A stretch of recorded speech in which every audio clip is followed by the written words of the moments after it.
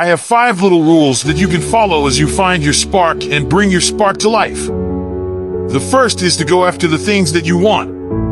The rule is you can go after whatever you want. You just cannot deny anyone else to go after whatever they want. So the point is you don't have to wait in line. You don't have to do it the way everybody else has done it. You can do it your way. You can break the rules. You just can't get in the way of somebody else getting what they want. That's rule number 1. Rule number 2. I like this one. In the 18th century, there was something that spread across Europe and eventually made its way to America called wearable fever, also known as the Black Death of childbed. Basically, what was happening? IS women were giving birth and they would die within 48 hours after giving birth. This Black Death of childbirth was the ravage of Europe, and it got worse and worse and worse over the course of over a century. In some hospitals, it was as high as 70% of women who gave birth who would die as a result of giving birth. But this was the Renaissance. This was the time of empirical data and science. And we had thrown away things like tradition and mysticism. These were men of science. These were doctors, and these doctors and men of science wanted to study and try and find a reason for this Black Death of childbed. And so they got to work studying, and they would study the corpses of the women who had died. And in the morning they would conduct autopsies. And then in the afternoon they would go and deliver babies and finish their rounds. And it wasn't until somewhere in the mid-1800s that Dr. Oliver Wendell Holmes, father of Supreme Court Justice Oliver Wendell Holmes, realized that all of these doctors who are conducting autopsies in the morning weren't washing their hands before they delivered babies in the afternoon. And he pointed it out and said, "Guys, you're the problem." And they ignored him and called him crazy for 30 years, until finally somebody realized that if they simply washed their hands, it would go away. And that's exactly what happened. When they started sterilizing their instruments and washing their hands, the Black Death of childbed disappeared. My point is, the lesson here is sometimes you're the problem. We've seen this happen all too recently with our new men of science and empirical studiers and these men of finance who are smarter than the rest of us until the thing collapsed and they blamed everything else except themselves. And my point is take accountability for your actions. You can take all the credit in the world for the things that you do right, as long as you also take responsibility. For the things you do wrong, it must be a balanced equation. You don't get it one way and not the other. You get to take credit when you also take accountability. That's lesson 2. Lesson 3, take care of each other. The United States Navy SEALs are perhaps the most elite warriors in the world, and one of the SEALs was asked, who makes it through the selection process? Who is able to become a SEAL?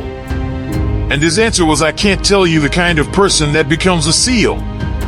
I can't tell you the kind of person that makes it through BUD/S, but I can tell you the kind of people who don't become SEALs, he says.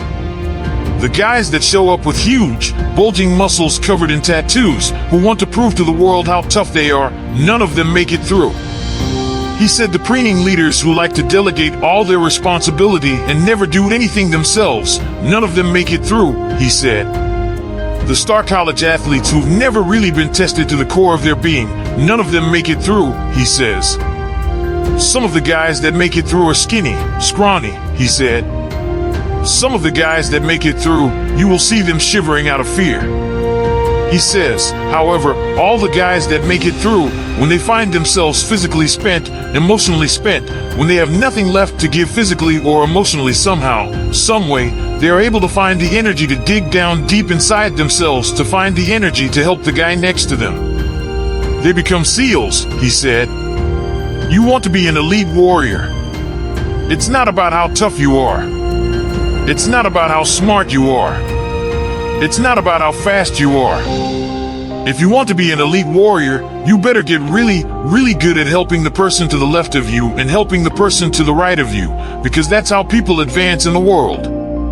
The world is too dangerous and the world is too difficult for you to think that you can do these things alone. If you find your spark, I commend you now. Who are you going to ask for help, and when are you going to accept help? When it's offered. Learn that skill.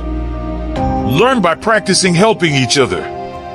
It'll be the single most valuable thing you ever learn in your entire life. To accept help when it's offered, and to ask for it when you know that you can't do it. The amazing thing is, when you learn to ask for help, you'll discover that there are people all around you who've always wanted to help you. They just didn't think you needed it because you kept pretending that you had everything under control.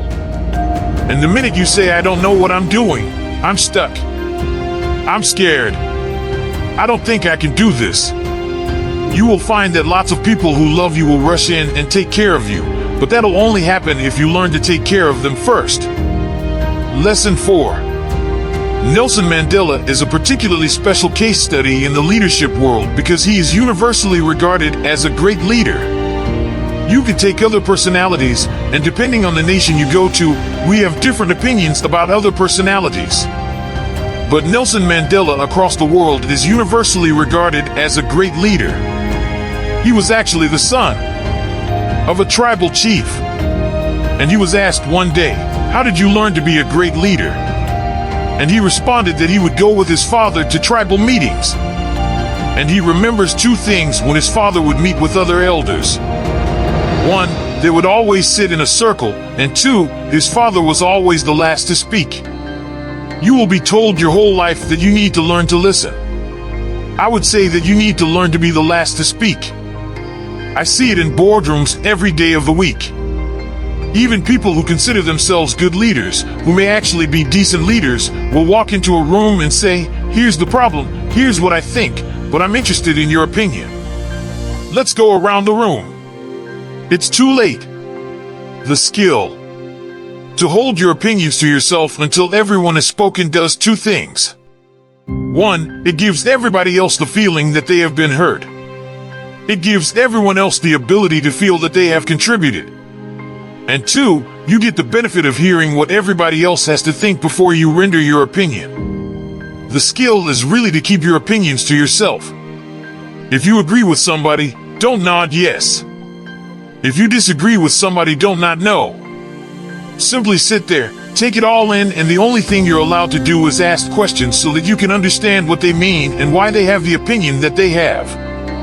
You must understand from where they are speaking why they have the opinion they have, not just what they are saying, and at the end you will get your turn. It sounds easy, it's not practice being the last to speak. That's what Nelson Mandela did. Number 5, my favorite one of all. True story. There was a former Undersecretary of Defense who was invited to give a speech at a large conference about 1,000 people, and he was standing on the stage with his cup of coffee and a styrofoam cup, giving his prepared remarks with his PowerPoint behind him. And he took a sip of his coffee, and he smiled, and he looked down at the coffee. And then he went off script, and he said, "You know, last year I spoke at this exact same conference last year. I was still the Undersecretary. And when I spoke here last year, they flew me here business class. And when I arrived at the airport, there was somebody waiting for me to take me to my hotel. And they took me to my hotel, and they had already checked me in, and they just took me up to my room.